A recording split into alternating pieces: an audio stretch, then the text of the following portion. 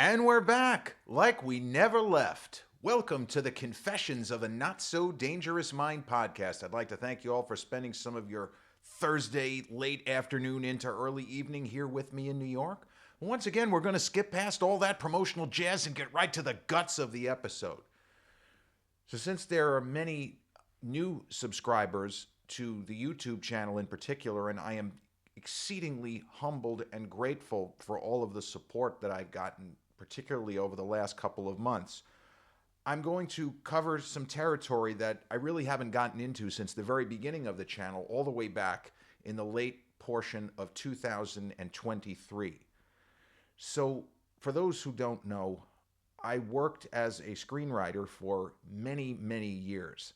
I had a lot of projects that were in the pipeline at various phases of development, different people potentially getting involved, or in some cases, actually getting involved. And so I wasn't always just a guy interested in talking about movies. I was somebody who, when he was in film school, when I was at New York University, almost 30 years ago now, I started writing motion picture screenplays. And it was a good outlet. Writing was something that I did when I was a kid. I imagined myself maybe becoming a book author. That didn't really pan out. But when I was in my early 20s, I just felt as if I had stories to tell. And so I wrote a screenplay. It was kind of loosely based on something that happened to me when I was in high school. It wasn't very good.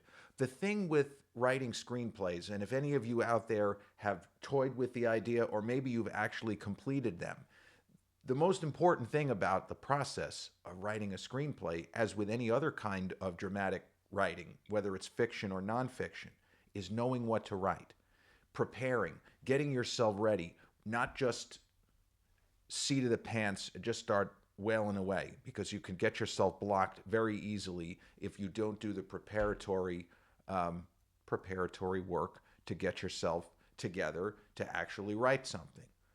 So my first screenplay, it was an okay idea, but I didn't have the skill to pull it off. I needed reps. I needed practice. There are some people who come out of the gate firing that just seem to take to the technical and the sort of craftsmanship aspects of it. They take to it like flies to honey, and they just start knocking them out. And like, you can find certain screenwriters who were very young when they wrote their first script. Don Coscarelli, the father of Chef Chloe from New York City, he was someone who was really young when he wrote the first drafts of what became Phantasm. And Oliver Stone, somebody who, when he was very young, was just turning out incredible, high-quality work.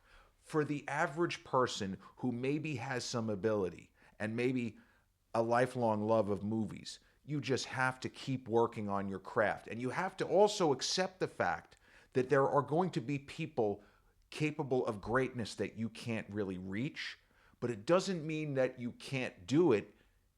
It's the difference between Mozart and Salieri, to give you an Amadeus reference. The average person maybe can't tell the difference between the work of Salieri and Mozart, at least in the world of the movie. The average person would just say, well, they're both composers. I think I prefer Mozart, but Salieri is pretty good.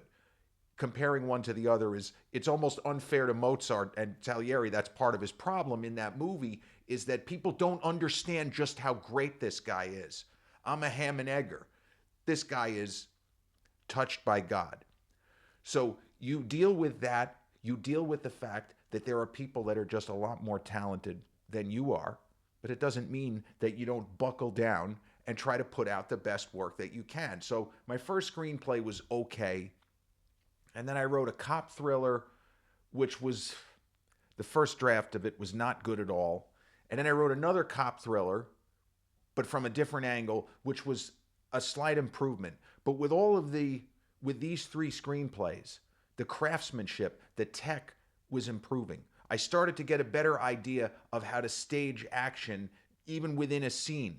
Where they always say, enter late and get out early, which means don't start the scene before you actually need to, and don't let it run on too long. Enter late and get out early.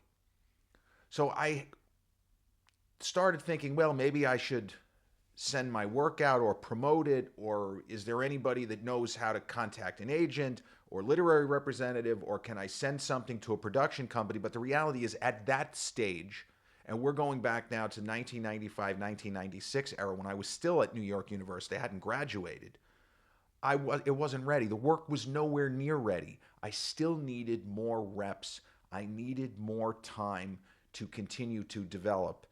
And the thing with screenplays, there is a general format, but the truth is, if you look at the work of some of the masters of the form, whether they're also filmmakers or whether they're just great writers, a la the two-time Oscar winner William Goldman, who wrote Butch Cassidy and the Sundance Kid screenplay, All the President's Men screenplay, but also wrote books and screenplays such as Princess Bride, that was him, Marathon Man, that was him, and a ton of other great works.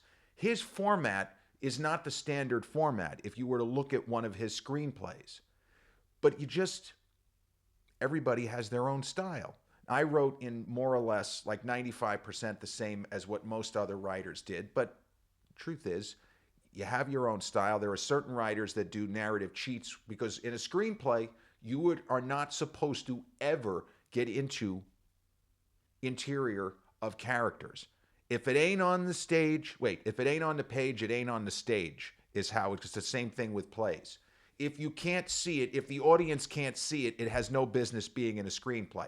Now, the caveat is somebody who is a writer-director or a writer who knows that his script is going to be read by the appropriate people and he's already getting paid and can do whatever the fuck he wants. James Cameron's Titanic, for example, there is a lot of interior thoughts of what Jack Dawson is thinking. If somebody like me puts that in a spec script, a script that I'm not getting paid for that I then send out, they can look at it and say, this guy doesn't know what he's doing. What's wrong with this guy? But I digress, as I often do. The first screenplay that I wrote, which I felt from a craftsmanship standpoint, being honest with myself, was good enough to realistically send out, was an adaptation of my favorite book growing up. And it's a relatively well-known author who is in his middle 90s now named Alfred Slote. A number of his books either ended up getting produced by Hollywood or were optioned and went really deep. He had a book about cloning that he made a lot of money off of right around the time that I'm talking about in the 90s when that sheep named Dolly was cloned. And then Slote's book on cloning, which had a kind of a young adult or children's book angle, Hollywood suddenly was excited to make it, and it didn't end up getting produced. Probably the biggest adaptation was a movie called Finding Buck McHenry, which a lot of people really liked. It won a bunch of kind of minor awards. I think it was nominated for an Emmy, Golden Globe, whatever. But Alfred Slote wrote this book in the early 70s called The Biggest Victory. It's a baseball book. And I grew up diehard New York Yankees fan.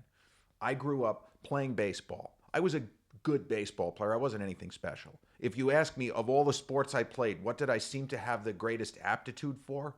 Probably tennis. It's as if somebody, generations ago had exactly the right skill sets and the right coordination to be a great tennis player. The first time I picked up a racket, I was really good. And I had no business being good because most other sports, when I first started, I couldn't do anything. Even baseball. You know how hard it is to hit a baseball? Most difficult thing to do in sports. That's for sure. An object coming at you 95 miles an hour and you have a bat and you're trying to hit a circular, no thank you. Very, very difficult. But I love baseball. And Al Slote had written this book called The Biggest Victory. My dad just happened to see it in a store one day and he thought it looked interesting. He brought it home for me to read, and it's about an hour's read. It's somewhere between a children's book and a young adult book.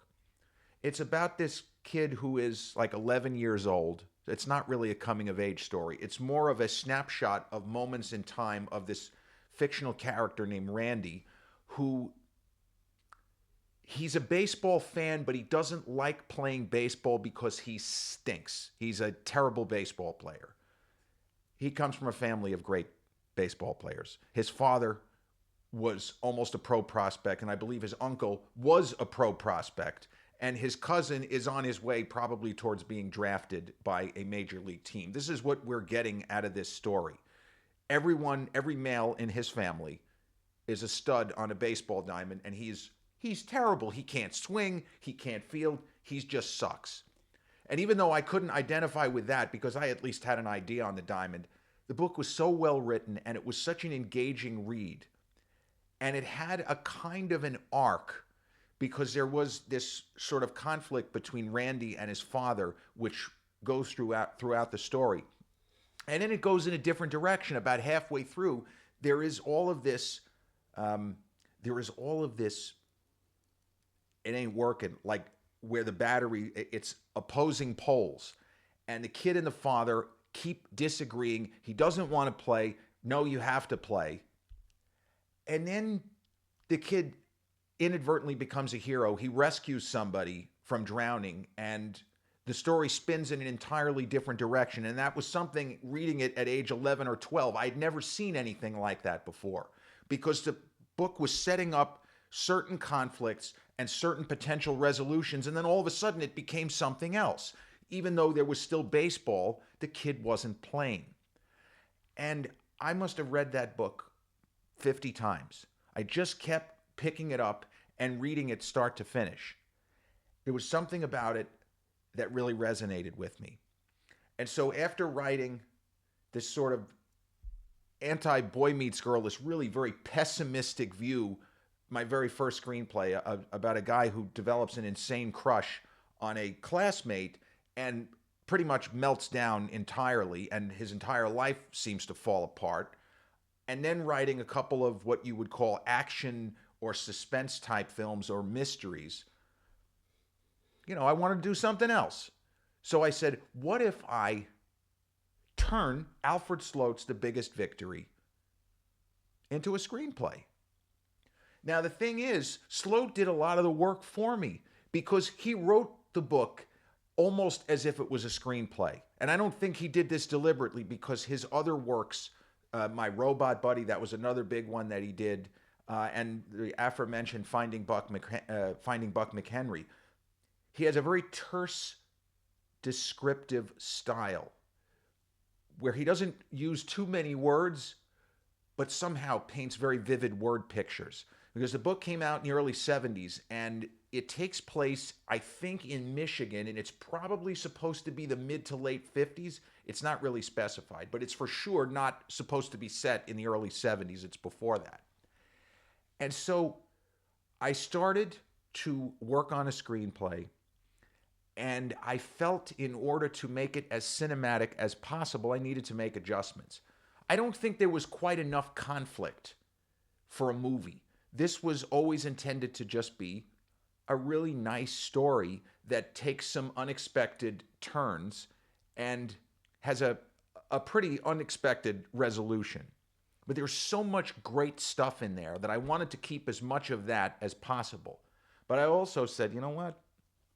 I can modernize this, and I can make this more of a coming-of-age story, because the story, as Slote presented it, is not a coming-of-age story. The kid's too young for it to be a coming-of-age story.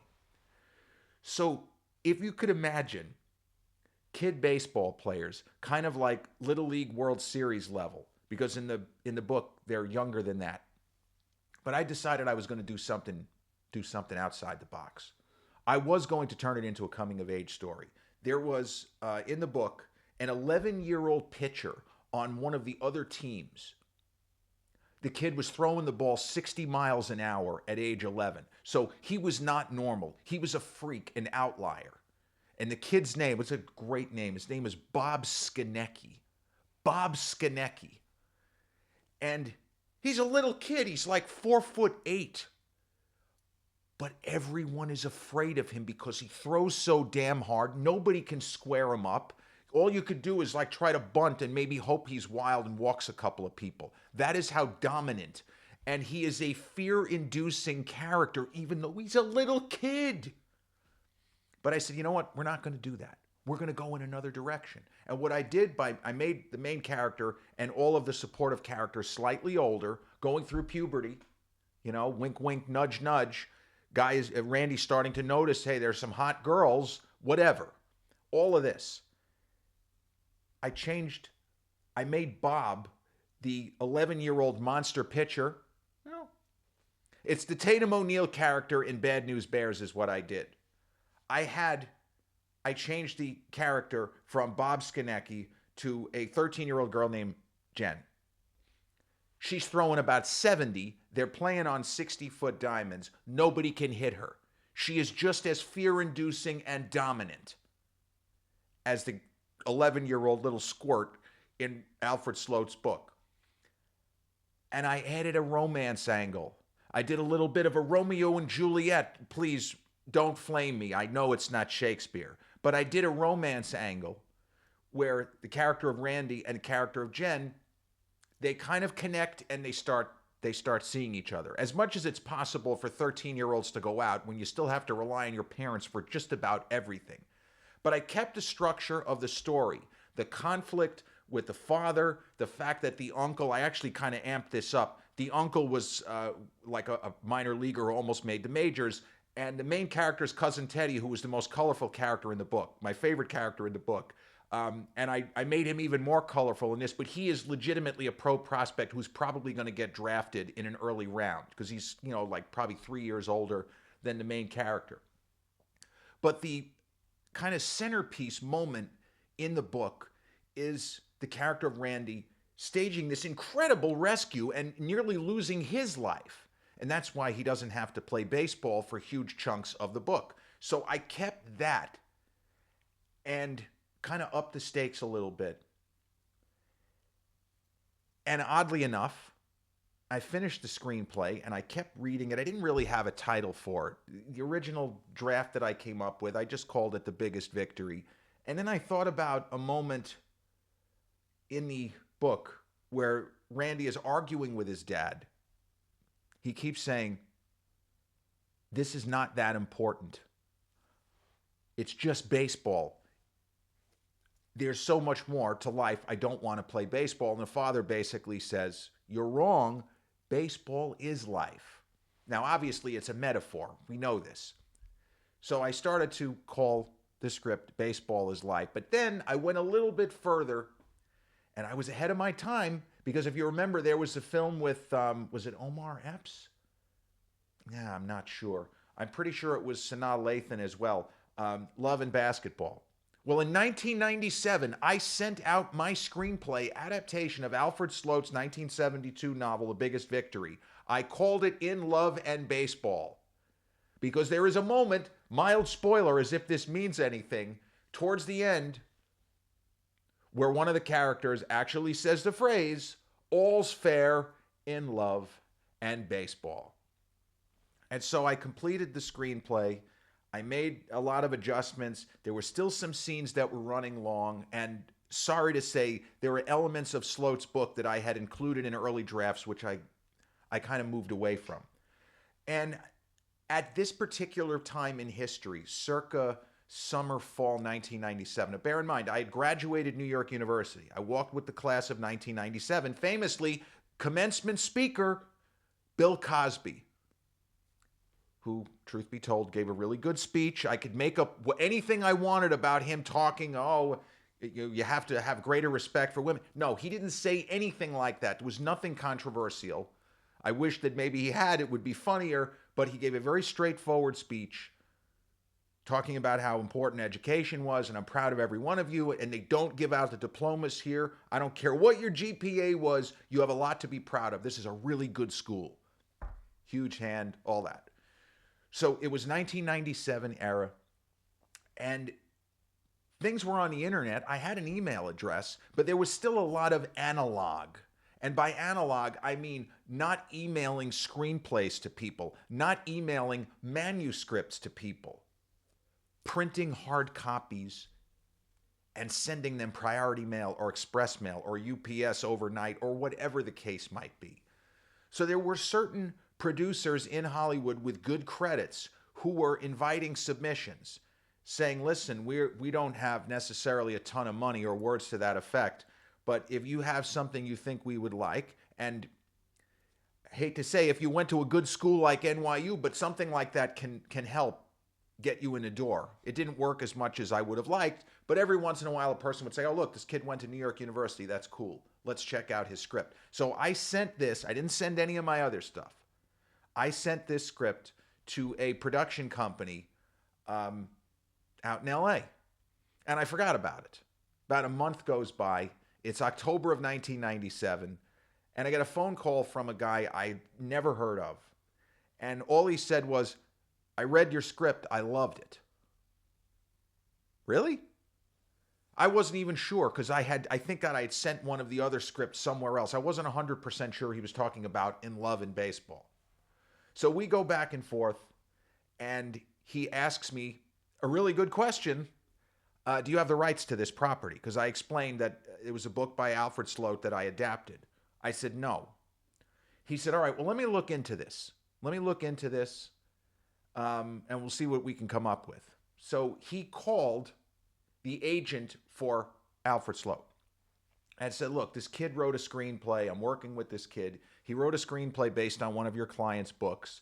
And can we make a deal? And so what we wanted to do, and this is where you get into Hollywood and how crazy it can be. And sometimes it's just a matter of one person either taking or not taking an offer, whether or not a project will even advance past this phase of me working with a producer. The guy that I was working with had just won an Emmy Award for a TV movie that he produced in the 90s. So he wasn't necessarily a big name, but he worked with his company was with a highly respected TV actor and also movie star. Was never really an A-list movie star, but he certainly was an A-list TV star. So he told me that despite the number of projects that they had been able to produce as a tandem and the fact that they had won an Emmy, he didn't have any money to put towards the rights to the book, basically. He didn't have any money because other circumstances you would say, okay, we'll give you $10,000 and we have the rights to this book for forever or whatever it might be. Because this was a book, after all, that was 25 years old and had not been a particularly big seller. This was not even in Al Slote's top 10 as far as sales. So we made an offer.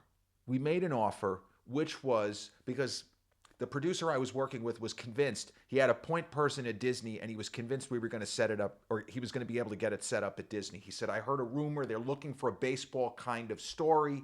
I think this is perfect. It has the homespun charm, even if it's going to be set in present day. We go back and forth. So the offer we made, we offered 50%, half. We weren't going to pay him any money up front, but we offered 50% of whatever amount of money I might make for screenplay, for rewrites, whatever it could be. I mean, you know, in make-believe alternate fantasy land, you're talking hundreds of thousands, but that's something that could happen. I didn't really expect that. So we weren't giving Slote and his agent any money up front. This was the idea. But he was going to make half of whatever I made, more or less, till the end of time.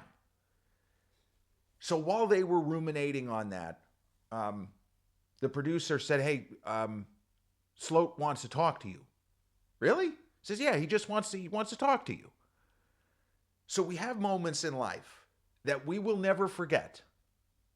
And me, sometime in October of 1997, 23 years old, got a phone call from a person, the man who wrote my all-time favorite book. And I would actually still call the biggest victory right now my favorite book, the book that I have read by far the most, 30 or 40 or 50 times more than any other book. So Alfred Slote, who was he was around 70 at the time. It's amazing he's still around. But he was in his late 60s, and he just wanted to talk to me. He just wanted to get an idea of what I had done with his work, and he also was kind of fixated on how I even found the book in the first place.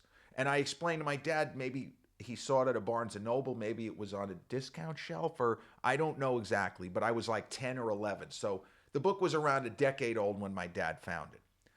So Slote told me that this was his favorite book. He said, don't repeat this. Well, I'm telling you this now. He said, I had so many other books where I made good money from Hollywood that ended up not getting produced. And the Finding Buck McHenry project was in the option phase, but it hadn't been made yet. He didn't think that that was even going to get made. It ended up being made, I think, in 2000. But he said, I never understood, just as the author, why more people didn't latch onto this book. I always felt it was some of my best writing, and I just wanted to talk to you and tell you I appreciate the fact that you saw it the way that I did. That whole sequence where Randy rescues the kid from drowning. He said, I thought that was amazing, and nobody ever said anything about it. So we talked on the phone for about a half hour. And there is an idea, they say, don't meet your heroes because you might be disappointed. Well, I didn't meet Alfred Slote, but he talked to me. Yeah, I'm a lot younger, but he talked to me like I was a fellow writer. And he said he was looking forward to reading my script, and hopefully we can make a deal because I really like what you told me, and you seem like a nice kid. And we hung up the phone, and that was that. Well, ultimately, Slote was down for that deal. He thought it sounded terrific. But Slote's agent thought that it would be setting a bad precedent going forward. He probably was right about that. And they did not. They did not take the deal. And because my counterpart, the producer, did not have a deal himself, their production company did not have what is known as a studio deal. A studio deal would mean that they have money to allocate for various projects. In some cases, just paying the writer, for example, 25 grand a year or 10 grand a year for the rights to their script. That, and also, Mr. Slote, would you take $3,000 a year, guaranteed 7 for 2 years, if we can have your property and nobody else can make a movie except us for the next 2 years? Something like that. But he didn't have any money. And honestly, I wasn't ponying up any money myself. That shouldn't be on me, as everybody knows. The writer shouldn't be paying for somebody else's work, especially this book had been out of print for more than a decade. So we did not strike a deal. And sadly, sometime probably in early November of 1997, the In Love and Baseball project, which had such high hopes, I can get this set up at Disney, it all ended simply because we could not come to an arrangement with the author and the author's agent, and that was it. And that was my first experience with even the outskirts of the Hollywood machinery, but the first understanding of how many different components would need to come together in general, but also if you're talking about a book adaptation where you don't automatically or you don't already have the rights or it's not in public domain, for example. That was it. That project died right then and there. And, you know, the thing is, somebody else in theory could have read my script and said, don't worry about it. We'll get the rights. We'll pay, 5 grand, 10 grand, whatever it is. There were a number of people that read that script and really liked it, but nobody ever wanted to do that. So I was still 23. I was still really excited about going forward. At least I know I can write. This guy wanted to make the movie, and on to the next adventure. That's really how I looked at it. I mean, I was galvanized. I was so fired up, even though it didn't work out. Yes, it was a disappointment. But that particular experience, from a broad sense, it was amazing. Alfred Slote talked to me as a fellow writer, not as a fanboy. I guess I was both. But I never sensed him condescending. He asked me real questions about what I had done with his work, and he sounded excited. I never got any information as to whether he even read my script or what he had to say about it. But just the experience, going through all that so soon after I had graduated from college. Amazing experience, and something that really got me fired up to continue pushing forth in the movie business. But the other tales from the trenches will have to wait for another day. This has been episode 440 of the Confessions of a Not So Dangerous Mind podcast. I'd like to thank you all so much for joining me on this late afternoon into early evening Thursday here in New York. And if you checked out this episode on the YouTube channel, haven't done so already, please click like, subscribe, comment, share, turn on those notifications. Or if you catch this episode on the audio platforms such as Podbean, Spotify, iTunes, or the others in which we're hosted, same general rule applies.